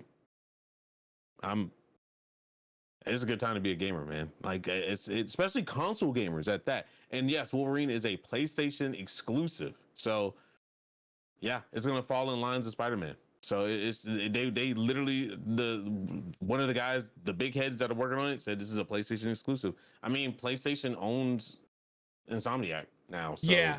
So there's actually two things specifically in regards to this. This is a quote. I forget who it's from, but I believe it's someone at Insomniac, maybe the game director or the creative director or studio head. But I'm gonna give you the whole quote, and then I'm gonna go through something. I want to get your thought on it. So this is from Insomniac, someone high up in Insomniac. I don't know exactly who it is, but the quote is, being able, and I'd like to get your opinion, chat too, being able to build a new original universe with Spider-Man and now Wolverine is such an honor for so many of us in Insomniac Games. A huge thank you to Sony Interactive Entertainment family for giving us the opportunity to develop the games. Marvel for trusting us with characters that mean so much to so many people. And of course, our fans for continuing to believe in us. Fantastic quote. I want to take that first sentence to get your thought on it, because it's being interpreted one of two different ways. And I would like to get your opinion. Being able to build a new original universe with Spider-Man and now Wolverine is such an honor for us at Insomniac Games. How do you interpret that? They didn't expect Spider-Man to blow up as big as it did. That's it. Okay. They did not expect the Spider-Man to do as well as it did on both. Dude, Spider-Man sold a shit ton on PlayStation 4. Even more on PlayStation 5, and Miles Morales just blew up like numbers. So if I'm Marvel and Sony right now, I'm like, bruh, you want to make money? Okay. This is the studio that needs to do it. Granted, Marvel is trusting Square Enix with their universe and their stuff like that, and they're doing what they can with it. But Insomniac just gets it right. And the funny thing is, I think the reason why is because Insomniac is filled with fans. They like their creators, their creators, the development team, everybody are super fans of these comics, and they're not working on projects that they were given. I'm pretty sure they're working on projects that they wanted at this point. Yep. So imagine being able to pitch to Marvel, hey, we really love what we did with Spider-Man. The comics were selling great. Everything is going. We're all in the green. Can we have Wolverine? Yeah. Because that Wolverine is not something you just throw out to anybody, dude. You just absolutely. Don't do that. You don't do that at all. We talk about films, most films that are wanted or characters that are wanted. People are still to this day are begging for Wolverine in Marvel Avengers. No matter what people say about that game, they want Wolverine in it. Oh yeah, he's of course. supposed to be in it. People want a new Wolverine movie like right now. People enjoyed Hugh Jackman as Wolverine. They could probably do a better job casting looks wise, but he did pretty good. Old Man Logan was great. Their track record with Wolverine is pretty good in the movie. And, you know, we got our hands there and there, but the character overall, Capcom versus Marvel 2, people want that to come back. Wolverine is always brought up in that. So is Spider-Man, of course. If people want to hear Berserker Barrage again, I don't know. Barrage. He's such a big, and he's been in multiple video games over the course of our timeline. Yeah. You know, if anything on a Super NES, if it was X-Men or anything doing with collaborations, it was always Wolverine in the mix. So this is a Ultimate Alliance. huge icon of a character that you don't just give anybody. Yeah. And if Wolverine does well, which I'm fully confident, then we might see Venom. We might see Blade. Who knows? Blade would be an awesome video game. Yeah, think about how close they get with Marvel. Because Bill Roseman. Yep, he's the head of Marvel. Name. Yeah, Roseman. Yeah, he's so close with Insomniac. Because when I met him at E3, and the Insomniac head and him were like buddies. Sharing drinks, chilling with each other, talking. This was before everything else, and this was at a Square Enix like Marvel Avengers announcement, and I was like, huh. And the funny thing is what if they start lining up with movies? I really want to see like out of the popular box, like Iron Fist, Shang-Chi type Insomniac game. Super martial art. Yeah, super martial art with the seafood type, you know, fight style where you can like input different commands and blocks and stuff. I really, really want to see Insomniac go to the next level with that. Right. Like that would be fire. That'd be so cool, man. Oh my God. So first off, Baki, I believe is how you pronounce it. Yeah. Agreed. I actually brought it up a couple of weeks ago. It was slap. I just think of the iconic moment. It was part of the CGI transition, but he grabs the guy out of the helicopter and puts his head through the blades up top. It was just a fun game because it was 9 million times better than the movie, and it was just essentially balls to the wall. My question though for you was that first sentence was, will Wolverine share the same universe as Spider-Man? Okay, or is it they're saying to share, like they're in like we're just creating these universes? Because that sentence is being I think they're going to be in the same universe. Here's the deal. Okay. The comics that Insomniac put out had Wolverine in it, had Wolverine's mentions in it. So it wasn't like Wolverine was like a huge canon in those comics, but I will point the big fact that Insomniac's universe does share some canon moments with Marvel's universe. Say that again? It really, really does. Say that again? Because Spider-Man, Peter Parker of Insomniac's universe was in the official Spider-Man, 100%. And had interactions with our Prime Earth Miles Morales. And to the point where he was like, this is incredible. I'm a big fan. And Miles was like, what do you mean? I'm a big fan of you. And he was like, no, I have a Miles in my universe, but I really hope he ends up being like you. I have big shoes to fill to teach him, to mentor him, because you're incredible. But he was just like flattering up Miles, who was going through a real bad mental breakdown because he was like, "Why do people put this? I'm 16 years old. I can't do this." You know. I say definitely read it. Okay. Definitely read it. What is it called? Spider-Man. It's called Spider-Man. It's the latest Spider-Man versus the Inheritors. People die. Oh yeah, there's the cover with all the Spider-Man, and the lead Spider-Man. I don't know if it's a variant cover or the main cover is Miles leads them.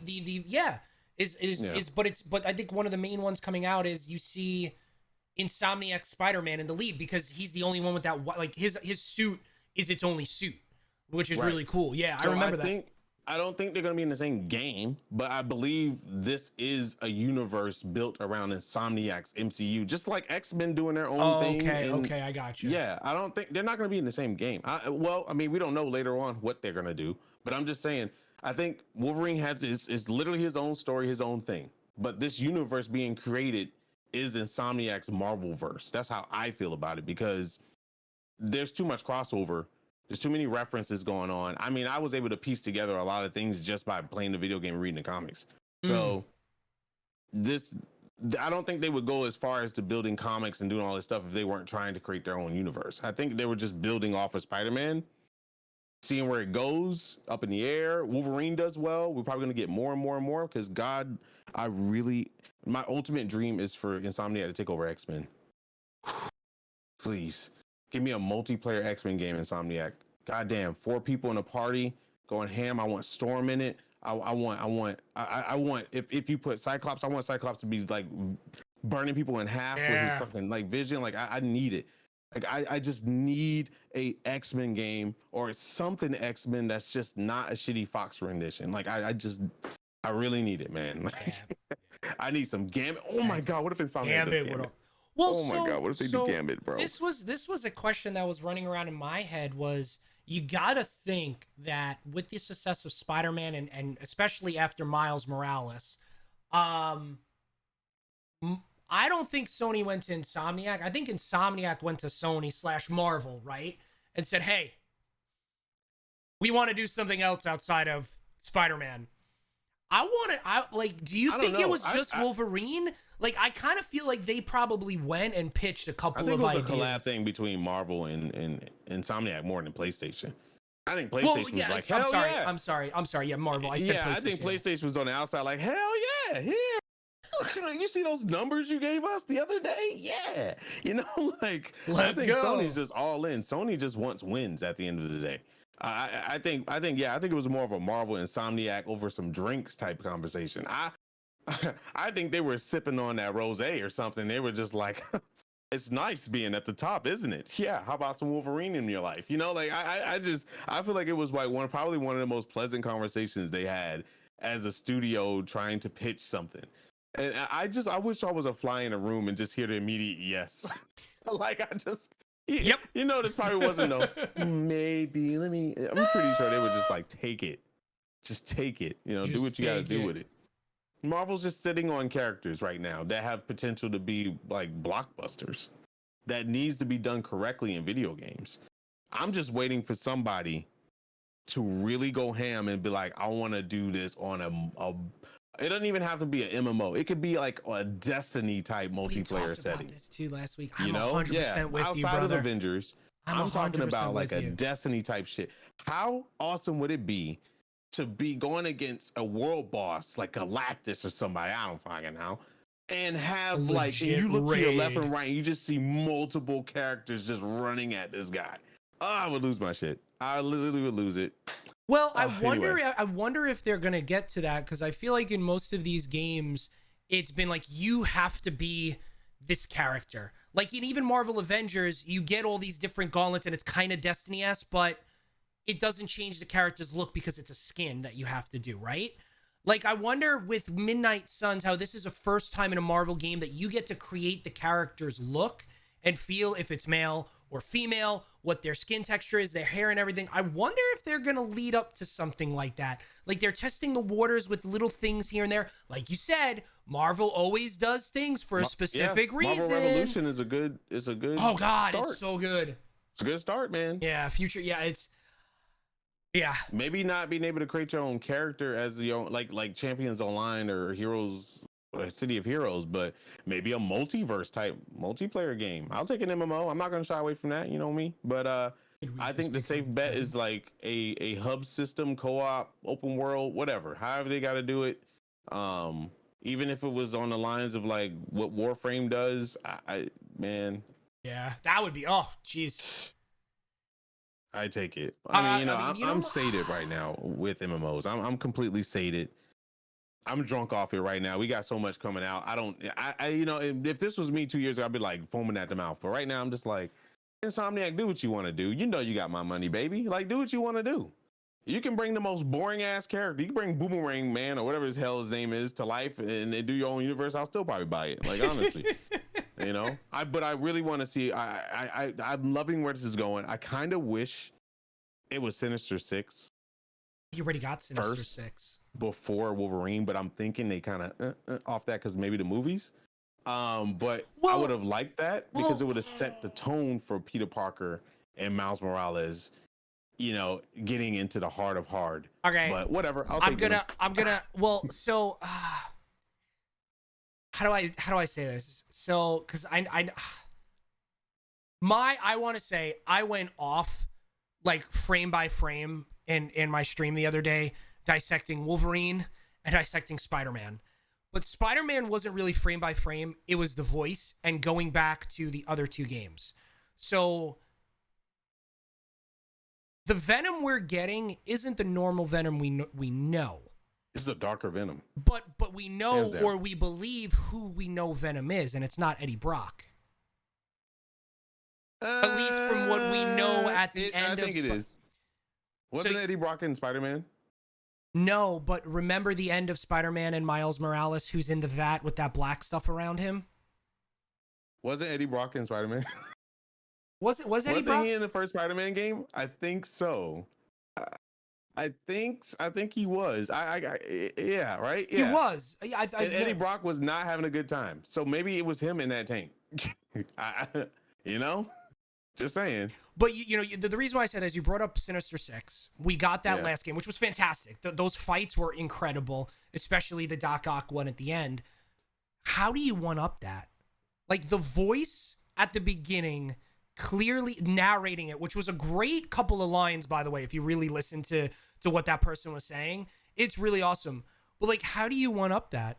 If you already see Venom and he says something along the lines of like, we will or something like that, because the lines up to it is like, I've been searching for a very long time for someone to go toe to toe with, and then Venom goes, yes, we will, in that menacing, awesome, fantastic voice. Who's the lead villain in this? Like, how do you top Sinister Six, seeing Venom, who is an anti-hero or whatever you want to call it? Like, how do you one up that? And having it not just Peter Parker Spider-Man, but Miles Morales Spider-Man as well.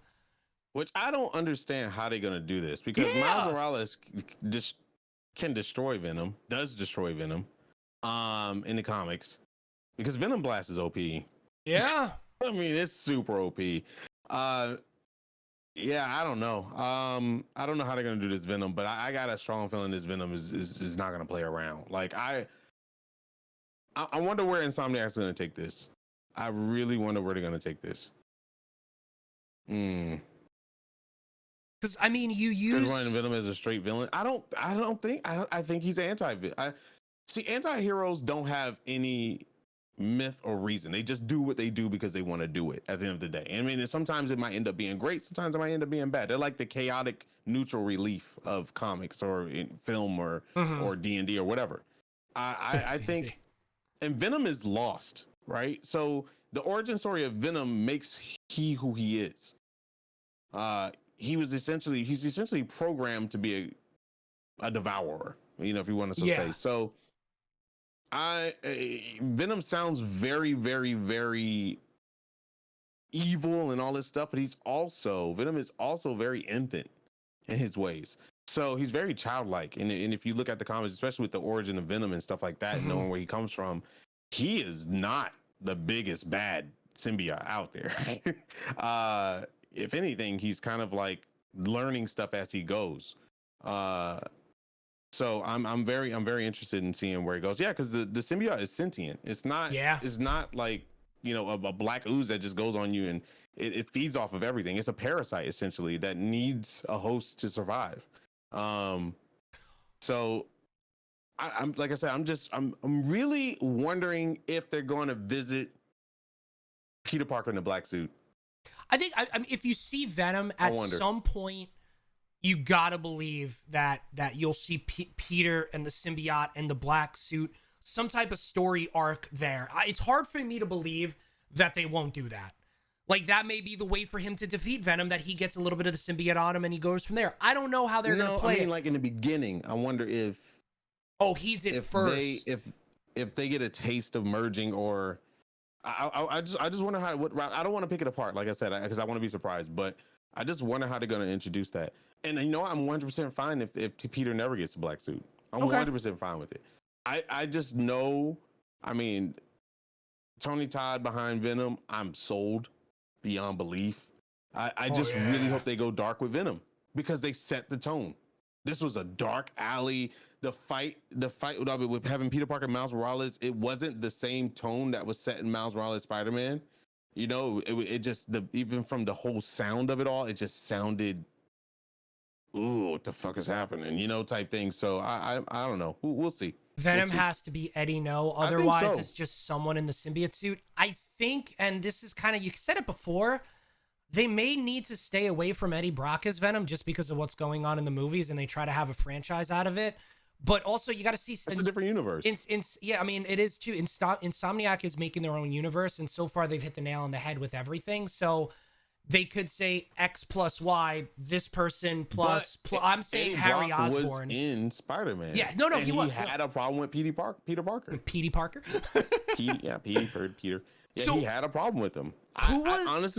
I honestly feel like it is probably more than likely Eddie Brock. Who was the Sinister Six again in Spider-Man? It was obviously Doc Ock. Go ahead. No, I'm saying, but the voice choice. Voice choice is great. Yeah, so I personally think it's Eddie Brock, because there's a lot of shit that happened in Spider-Man 1. And there was a lot of buildings torn up. There was a lot. Eddie Brock could have been caught in the collision of it all. Yeah. And he could probably just be really freaking pissed off at Peter Parker, or just broken. And maybe Kingpin picked him up and made him part of experiments with whatever was going on, and the symbiote just latched to Eddie Brock. Who knows? That's why I think that we're gonna get a Insomniac Venom game. I honestly feel that way. And have why does Venom exist and how does Venom existed, where the symbiote came from, and you get to play as the anti-hero Venom. I would lose my absolute shit if they announced in after Wolverine that Venom is coming out. I would lose it. I would honestly just be like, you know what, Insomniac is GOAT. I mean, they're already my favorite studio, but whew, just imagine me able to play an anti-hero in a video game. Please, you're not doing it with Guardians of the Galaxy, and you didn't do it with Miles Morales Spider-Man. Sony, Insomniac, if you're listening, please give us a collector's edition for this. I want Peter Parker and I want Miles Morales and a statue for a collector's edition. Please, please. Yeah. I will throw my money at you. Oh yeah, I'll pay it thousands of dollars. I don't care. Oh my god. But the reason why I tried to ask that one before here. I don't know how much we have on the docket here, but I was trying to think of the bad guys that were part of the actual Sinister Six in the first game. Obviously, you had Doc Ock, you had Vulture, you had Rhino, you had Shocker, I believe it was, or was it Electro, or was it both of them? Electro, obviously Mr. Negative, and then what was the sixth? Who was the sixth in that game? Was it Kingpin? Scorpion? You said Scorpion already? Yeah, was it Kingpin? Was he technically? Like, I know you had some sub-villains like Taskmaster. But see, Kingpin wasn't the overall villain in the game. It was Doc Ock for you in Spider-Man. So I'm wondering. Kingpin is not somebody that you see. One thing I like about Insomniac, and I hope, not even hope. One thing that I like about Insomniac is that they're not one-off in their villains. Yeah. So I want to say, my memory is fuzzy. I want to say we heard a lot from Kingpin Yes, we did in Miles Morales Spider-Man, because the whole reason why that sect existed, Yeah. was because of Kingpin technology that they stole, and they converted it to their own. And they were talking about how, there's a new crew in town, and you were fighting against what Kingpin built or whatever. But Kingpin probably can come back. I mean, he always comes back as Kingpin. So I mean, hell, who knows? Who knows? They also mentioned Hell's Kitchen in the game. Yes, they did. So I wonder if we're gonna get Daredevil at some point as well. So I'm right now, the world is their oyster. I'll just take it, whatever they want to do. No, absolutely. Whatever they do, I'm vested. I'm sold. Just bring me in. Just bring me in. You're absolutely. I thought we were gonna get Craven. Honestly, I thought we were gonna get Craven. No, I think he's gonna be in this next one. I just the voice of that first person. I think it could only be three. It could be three people. If you thought it was Mobius, bro, because I said the same exact thing. Yeah, it sounds I was like, wait a minute, right? Like it sounds Transvanian. And if you listen to the words for a very long time, like I was like, I wonder if they're gonna go kind of like now a little bit left field. But that's the first one. Craven is the other. But what about this one? If you want to talk about building universes, right? What else has that weird accent? Romanian. What about none other than Dr. Von Doom? Little bit Doctor Doom action, maybe diving what about the in. Inheritors? The Inheritors have that accent, bro. If they brought the Inheritors, you want to hear somebody scream like a little girl, bro? I'll be up there, man. High octane. I'm getting goosebumps. The Inheritors would be. Oh my god, that would be so detrimental to Miles Morales. That's scary to deal with early on. They are so powerful. Madam Web. There's so much stuff they can bring into the fold of this Spider-Man, because. Oh my god, what if they tied a comic into the game? Oh, you got to do it. They have the perfect. They're perfect. They're set up for it. They really are set up for it right now. And, yeah. No. Where I'm talking about later on, man. Like later on for the Inheritors. You can put the Inheritors in as the watchers of what's going on and not have them involved. Mm-hmm. But nah, I feel like it's more Craven or Mobius. I mean, it could be Mobius, but I think it's definitely Craven, since he's hunting, and he was definitely original. Like, Sinister Six. Yeah, he was original. Can't have Craven. I mean, can't have that without Craven involved. Who else is a big bad with Miles? Goblins. Yeah, we still haven't seen Goblin. Yeah, I mean, and Goblin's you have the Osborns. Yeah. And I'm not talking about Goblin. Let me fly my shit. I'm talking about Goblin transforms into like a giant freaking demon beast goblin. That's what I'm talking about. That'd be dope. That'd be super dope. Yeah, I'm surprised we haven't seen Goblin, but you know what? I'm kind of glad we haven't seen Goblin. So overdone. So I'm kind of glad that we haven't seen him. The way they're storying, the way Insomniac is storying, the specific reasons and people they brought in. I mean, you could tie in. I mean, Feast, right? You have Mr. Negative, and you have Miles now. I mean, that's a whole nother story arc if you wanted to play out with it. Who knows what's going to happen with Prowler also, if you've seen them teaming up. I mean, you got to intertwine both of these stories now from both of these games into this second one, and of course lead into what I assume is another Miles Morales standalone, and probably the big trilogy of Spider-Man 3. Like, I can't even imagine what Spider-Man 3 is going to be, let alone how this is going to play out in Spider-Man 2, because you had no idea. You had no idea from the trailers and everything that showed what and how Spider-Man was going to play out, and Doc Ock being the villain and having the Sinister Six in Spider-Man. Like, I can't imagine what they're so good. Hence no one leaking Wolverine. They are so good at holding things and keeping things under wrap that's you know what it is? I think making good ass video games, keeping people busy is the story, man. And they in 2016, 2017, 2018, Insomniac was rated one of the best workplaces, or the best workplace to work. Like, you got to have a great culture and great people working there for that. So, and hence why no leaks. Like, that's incredible. That's incredible. To answer your question, Insomniac's my dad. Oh, is your dad? Insomniac's my dad. Oh, I just said that's your dad. I was like, no. No, the voiceover for Venom is definitely 100% Tony Todd. They announced we know that for sure. Yeah, they announced. Yeah, we know that for sure. That's not. Yeah, the voice in the beginning is definitely. I believe it's a different voice. Yes. Okay. It's completely. That's not the Venom. The Venom came at the end. But I think it's more than likely probably Craven. I think Craven is a very strong villain to go against, especially for Miles early in his. Well, I say that, but Miles destroyed Darkheart. I don't know if I could say, but that's Prime Earth, whatever. But still, I mean, it's Well, just you gotta Miles think is just so powerful. this is depending on when this takes place. It's obviously after Christmas. This is still year 1, maybe the beginning of year 2, depending on when this game takes place. I think probably year 2 of him being Spider-Man for a while. Yeah. So I mean, he's still. I mean, you got a shitload of abilities in that last game.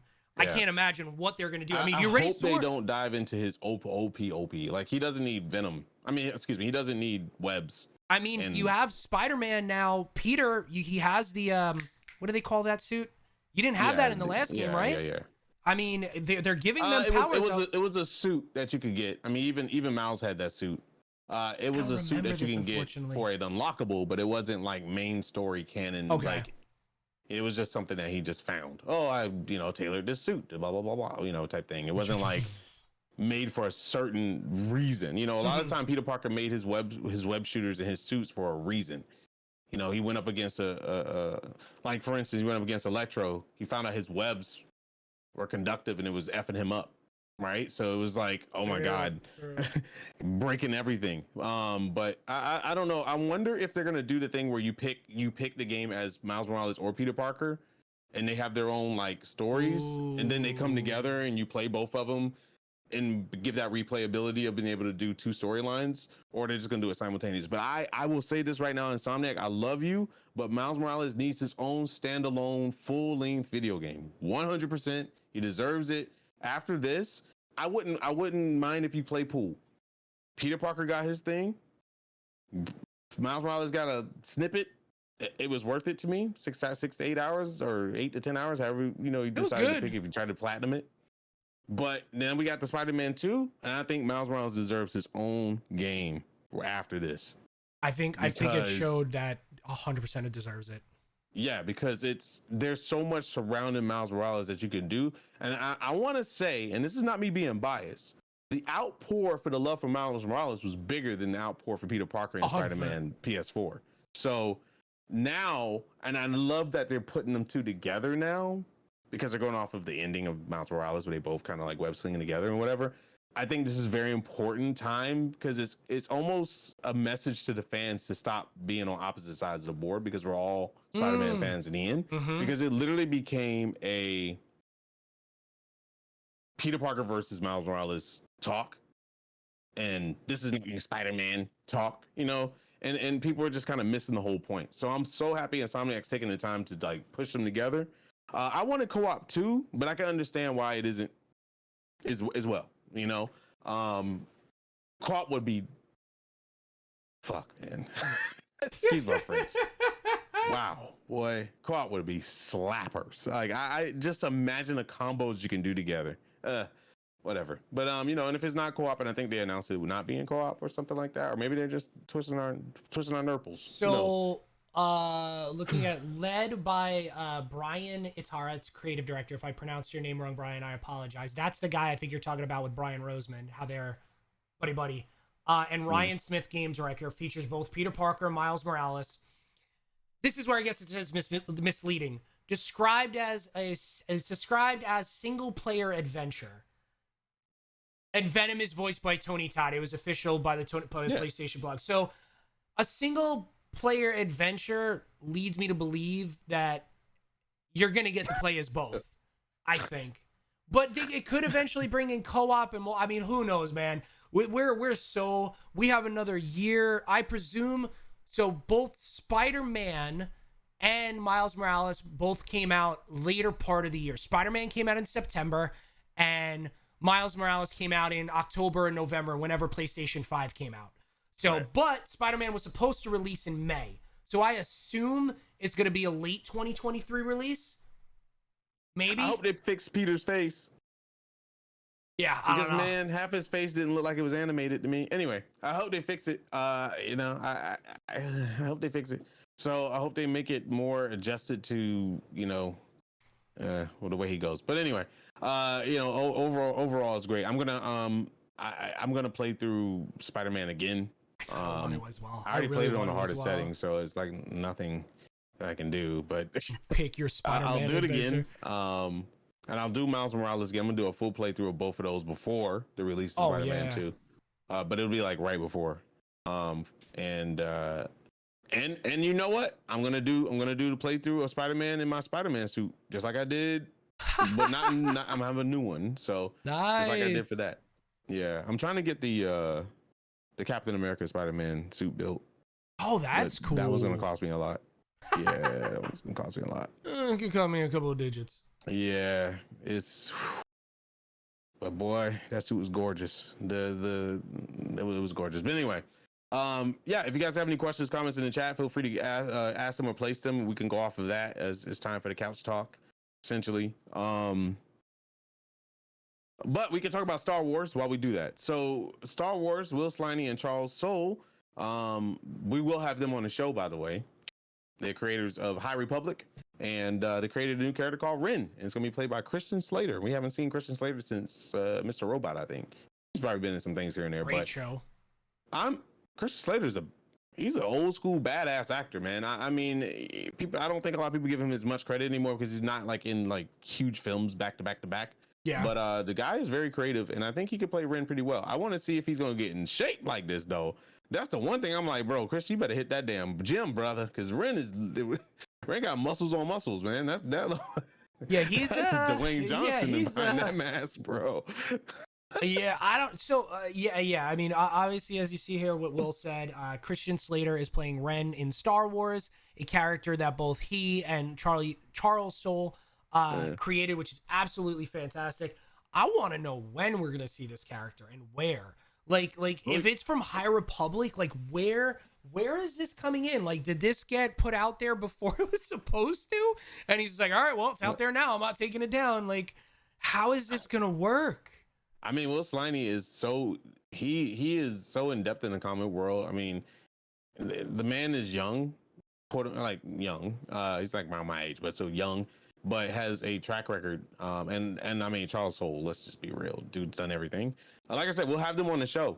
So make sure you start writing your questions down now. Yeah. Maybe we should even get Kevin on the show, honestly.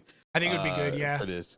I mean, this is gonna be a big show. We can when we have them on. We can geek out with Star Wars, but when you talk to whether it be Kevin or Tim, Darkness, I mean, they definitely take the cake, at least especially for me, at least when it comes to canon and knowledge of Star Wars, which I do, now that I'm thinking of it, I do have to go back and watch, chat, if you haven't. I mean, this is Rare Drop. They did release their podcast for Star Wars and Scotch yesterday, and they did talk about the Knights of the Old Republic remake, because I think one of the questions someone tweeted was, now that this is a remake, is this actually going to be canon? Because it's not a remaster, it's a remake. So assuming that things are going to be changed, in what direction? So I got to go back, and if you haven't yet and you're Star Wars fans, make sure to go check that out as well on the Rare Drop channel of networks. I don't know what I'm doing with my hands. I just think it's awesome that Will and Charlie created this character from scratch. So, I mean, that's cool.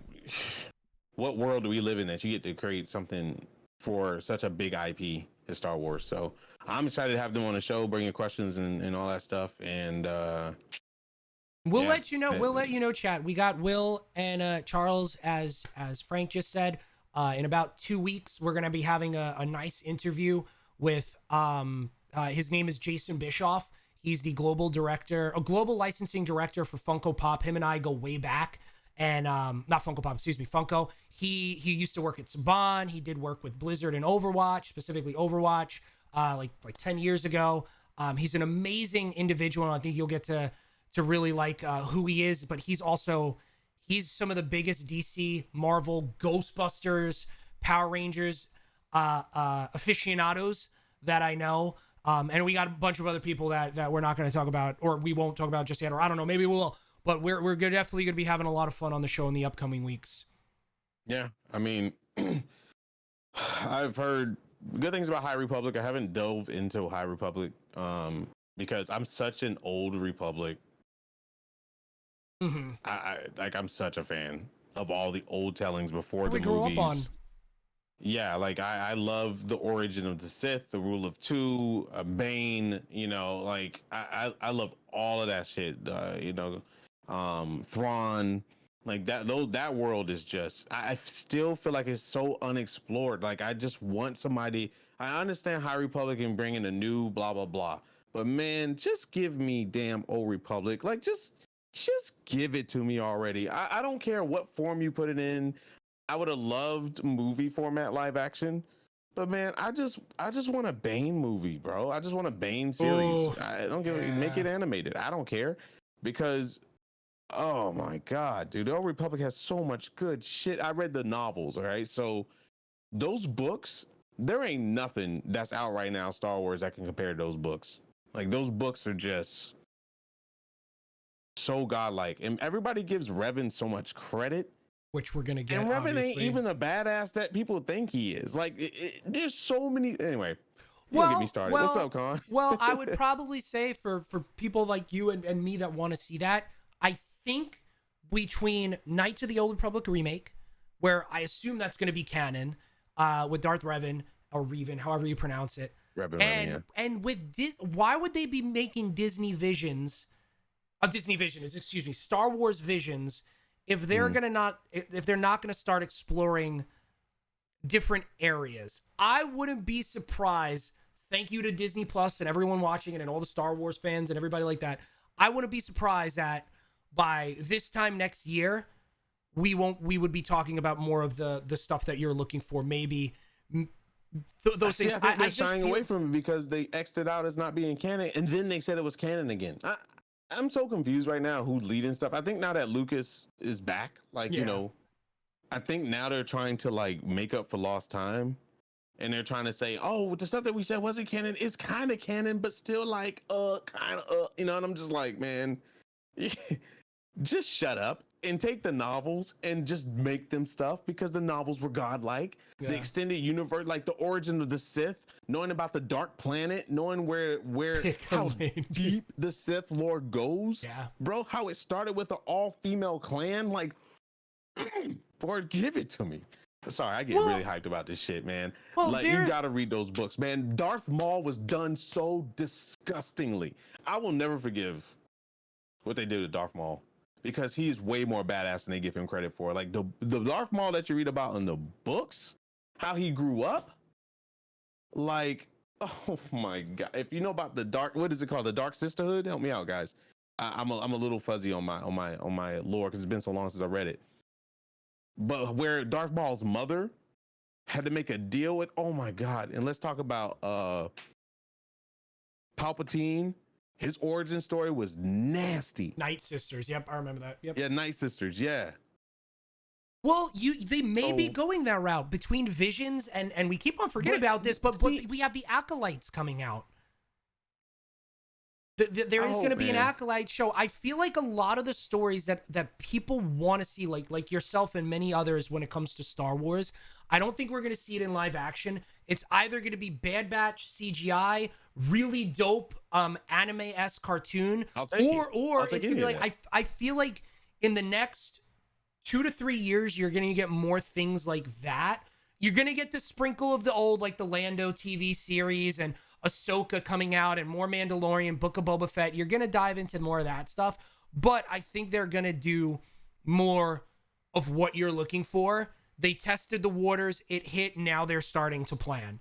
I mean, if they don't, I mean, then why are you doing half the shit you're doing? My thing is like this. Why sit there and have to worry about, I mean, do create a new vision for Star Wars for the new generation. Absolutely. But you never forget where your shit come from, man. Like, I had there was a day I was just playing like an MMO, chat was kind of quiet, and I just started talking about Star Wars and going into the Star Wars lore and telling guys, hey man, this shit goes deep. You know, Bane is the real Sith Lord of Sith, like at the end of the day, because he killed these motherfuckers, like all the Sith. Like he took them all, and the dude was a miner from a different planet mining shit that didn't know he had force powers and was taken in, as a slave, overcame barriers and wasn't always badass, by the way. He was one of the weakest. That's overcame wild. shit and killed all of them, both Sith and Jedi, on one planet. Like, who? That's a badass if there's a badass. Bro, this dude he's the whole reason why Sith, the rule of two, exist. Like, the whole reason why with Palpatine continued his teachings. Yep. Because Palpatine was like, he was law, he was the truth.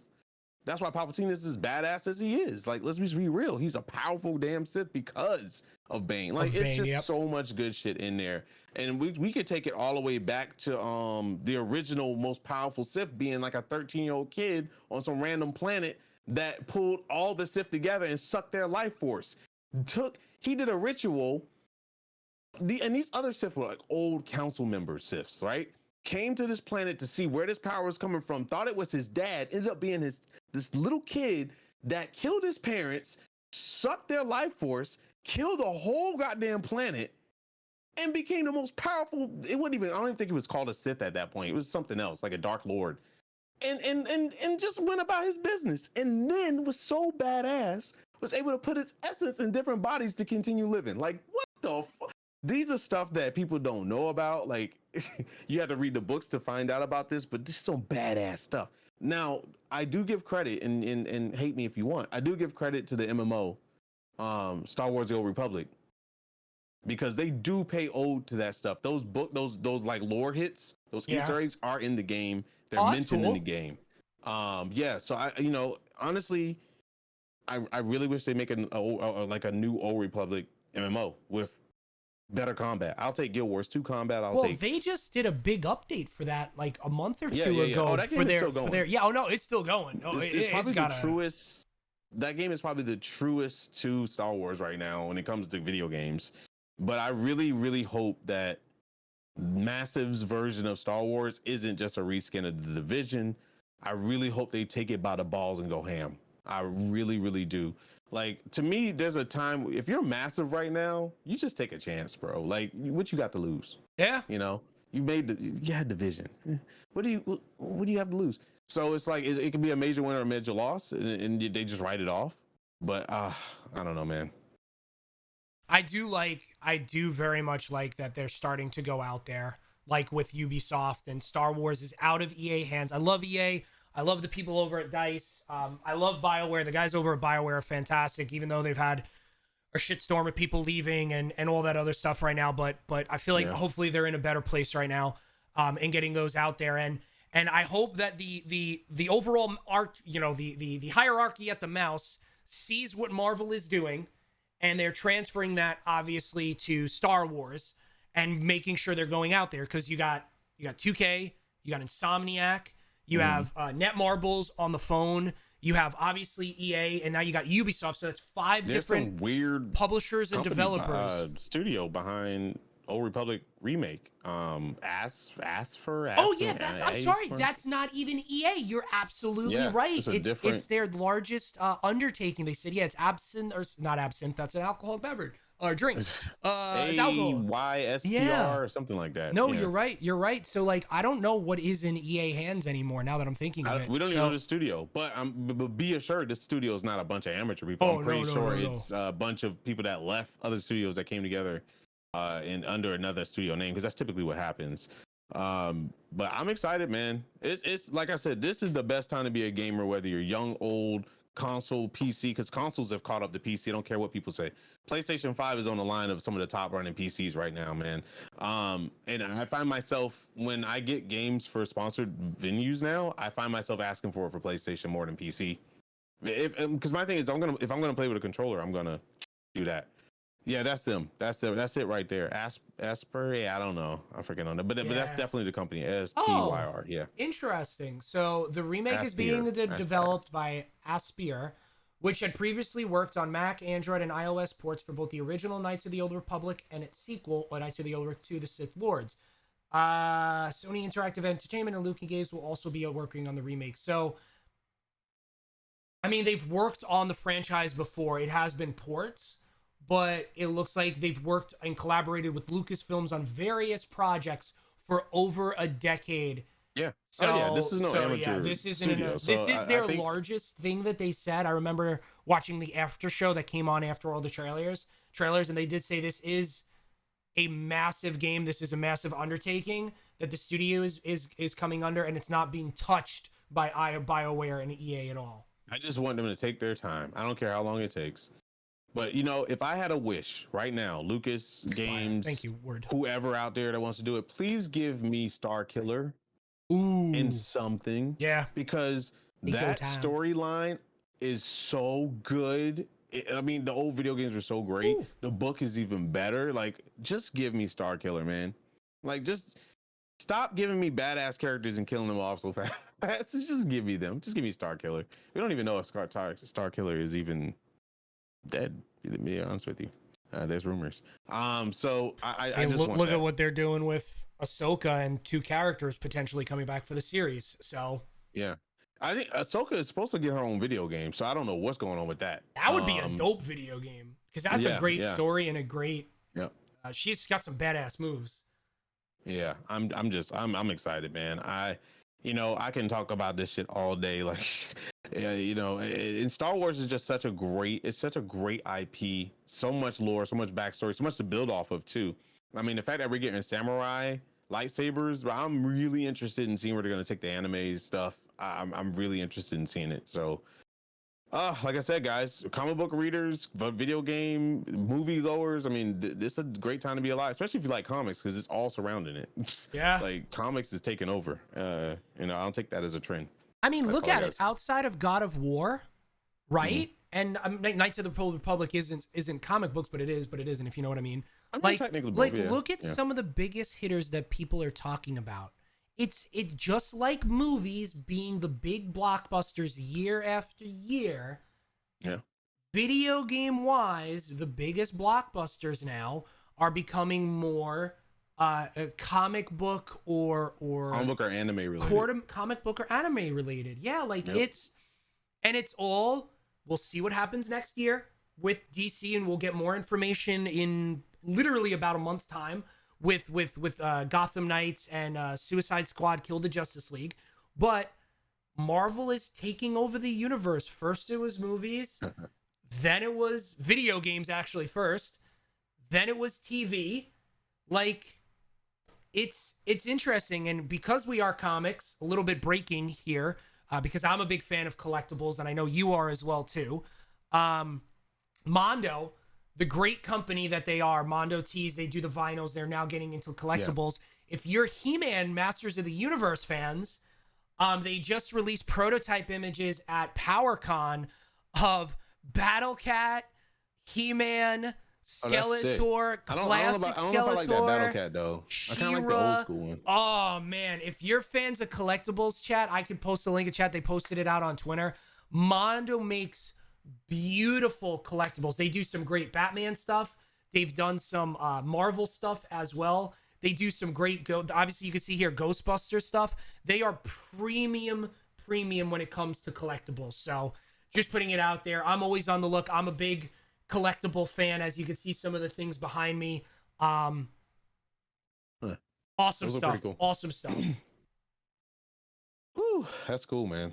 Yeah, it's like I said, yeah, it's a good time. It's a good time, man, because we don't know what the trend is going to be in 2 or 3 years, but right now comic books is just kind of holding on to it, and I'm good about that. So it's going to be great all around, man. I mean, they're doing wonders, and I can only cross my fingers for DC to catch up, which I think if they keep James Gunn in there, letting him do whatever the hell he wants, that's the best way that man works. And I think he's got a really good, like, starting. He's kind of like dropping the pebble in the water right now. And I want to see James Gunn take over Aquaman. I want to see James Gunn. I think James Gunn with Aquaman would be dope. I think it'd be really dope because, I mean, freaking Jason Momoa he's very much a kidder, you know. So I think it'd be really good. And speaking of that, I'm also really excited about Dune. I'm starting to read the books. Oh, the movie, yeah. Yeah, I'm starting to read the books, and the books got some really interesting stuff in it. I've seen the movie a long time ago when I was little. Man, October is a big month. If you're a geek, whether it's video games, you have a video game coming out, I think, at least once, maybe even sometimes twice a week in October. You got DC fandom. You got Dune coming out. And I think there's another movie coming out in October, right? And then in November, you got more video games coming out. You got Eternals coming out. You got Disney Plus's convention video thing like DC fandom. I mean, literally, it's like we were talking about it yesterday in the pre-show. I think starting essentially now with a little break between like mid-December to mid-January when Pokemon their big open world game comes out January 28th. Yeah. Like there is Legends of Arceus, I believe it is. As Kara, whatever. I think it's Arceus. Yeah, it's you have something coming out like every single week to get hyped over and to get excited over. Because then if you look like February already has a bunch of titles coming out on 2/22/22. March, like it's literally crazy, man. I just don't know how I'm gonna make it through the end of the year. I mean, October, November are just some of this probably the biggest months in this year when it comes to video game releases. Yeah. Like, I don't know what I'm gonna do with myself. You got Guardians of the Galaxy, you got Battlefield 2042. Yep. Ages of Empires. What else? Far Cry, if you're a fan of Far Cry. You got Dying Light 2. You got Back 4 Blood in October. Yeah, Back 4 Blood. That's a huge one. Man, there's even more. Oh no, there's a lot more. And while you look that up, it's crazy to think back in like 2005 to 2009 with Batman Arkham and Batman Begins, we were like, when is Marvel going to do this? Look at Batman Arkham Asylum. Look at Batman Begins with Christian Bale. When are we going to get this with Marvel? And how the tables have turned. Like, Marvel is coming out with one thing after another thing after another thing, and DC's just like, we're just keeping it all in-house. We're not going out to all these other studios and everything. It's just like, as a DC fan, it's rage-inducing. So we got, Far Cry 6, Metroid Dread, which I'm stupid hyped about. Black 4 Blood, Battlefield 2042, Guardians of the Galaxy, Mario Party Superstars. That's going to be fun. Ghostwire comes out in October? Oh, yeah, Ghostwire Tokyo comes out like the October 25th or something like that. I can't. This list ain't even done. This is not even everything. That's just their top ones. But yeah, I don't know what the hell I'm gonna do for October. Like I have no idea, because I know I'm Battlefield 2042 1000% playing that. Back 4 Blood 1000% playing that. I might skip Far Cry 6. It doesn't look as good anymore. It kind of looks really dated to me. So I don't know if I can hang with it. Are you playing Deathloop next week? See, I didn't even consider Deathloop. I want the game, and yes, I want to get it, but I just don't have time. Right here, I got a bigger list, I think. And then I mean, not to mention I have New World. Yeah, to 28th, right? I have New World. I have 24th. When did Lost Ark got pushed back to something? Ilion is in October. That's another Lost Ark, one, I think, right? got pushed back to January or some shit. If I'm not mistaken. So I got this. I got FIFA October. This is what I'm seeing. FIFA October 1st. Alan Wake Remastered October 5th. Super Monkey Ball is a pretty big game on the 5th as well. Far Cry is on the 7th. Metroid Dread on the 8th. Back 4 Blood on the 12th. Crisis Remastered Trilogy on the 15th. Demon Slayer on the 15th. Battlefield 2042 on the 22nd. A House of Ashes, if you're a fan of the Dark Picture anthology games, October 22nd. Marvel Guardians of the Galaxy on the 26th. Another Fatal Frame on the 28th. Then you got November, Call of Duty, if you're a fan of Call of Duty, on the 5th. You got Forza coming out, Forza Horizon. Final Fantasy 14 expansion right before Thanksgiving. Yep. Yeah, but still, like, that's another 3 or 4 titles. You got December Dying Light, Halo Infinite. Like, oh my god. Oh my god. I can't do this. Did you look at the Long Halloween? Talk about this. They're doing Long Halloween in 2 parts, I believe, if I remember, Baki. That is a great storyline just because of the rogues and what Batman has to do to get through them. I think it's going to be a lot of fun. I think it's gonna be a lot of fun watch, especially when you have Jensen Ackles playing Batman. I think he's in a fantastic hour. He has that dark, broody voice. If you've ever watched Supernatural, I think it's gonna be a lot of fun. And then yeah, we got The Boys season 2 coming out soon. They're really ramping up a bunch of stuff. Season 3, excuse me, ramping up. So Archetype Entertainment is a new studio made up of Obsidian, BioWare, ID Software 3 for Jesus. They're making a new sci-fi RPG. Whew! There's a lot going on over there. I like how there's more and more new video game studios coming up with ex-devs, because you're going to start getting more and more new IPs and not just 2s and 3s, which is really, really nice. Yeah, man. I know it's not. I think after Ghostwire Tokyo, because we got Deathloop next week, and then after Ghostwire Tokyo, I think Bethesda's done third party, and then they go first party all the way with Microsoft and Starfield and whatever. It's going to be really interesting when you have the new, whether it's Fallout or anything else Bethesda related announced, if it's going to be all first party going from there, going Xbox, or Xbox and PC. Because I think after Deathloop, but I think after Ghostwire, it's all it's all first party Xbox at that point. Yep. God, I love these conversations, man. Awesome episode today, dude. Awesome episode. And chat, thank you for everything. Hey, man, nah, dude, this is great. Like, this is why we do what we do. This is why we have this show. And thanks for being in the chat, guys, and chilling with us, because it's always good to go back and forth and be as much nerd as possible. And I'm a big believer in it, man. So thank you guys for being here for this. Like we said, it's a lot to talk about. And we'll be back next week. Yeah, next Saturday. Hopefully some more news about what's happening. If not, we'll explore more indie stuff that's coming up. We should have the schedule. We're sending out our introduction and our invite emails for these guests coming up. So we'll have a schedule for that. We don't just throw it on top of you.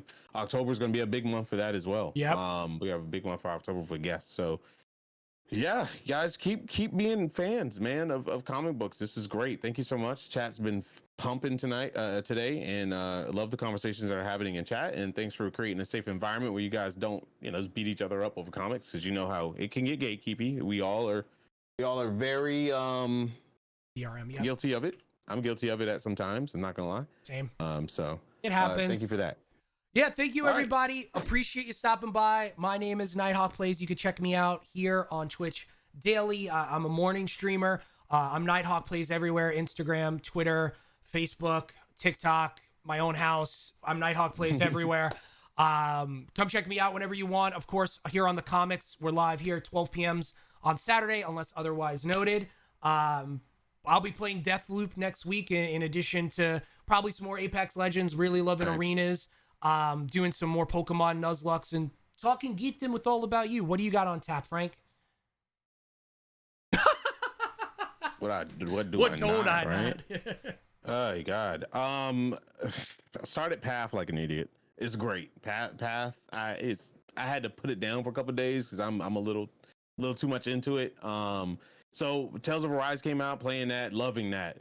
Man, what an anime on top of anime game. Like it's so fun. There's so much stuff going on in that game. We have it's like literally watching an anime drama.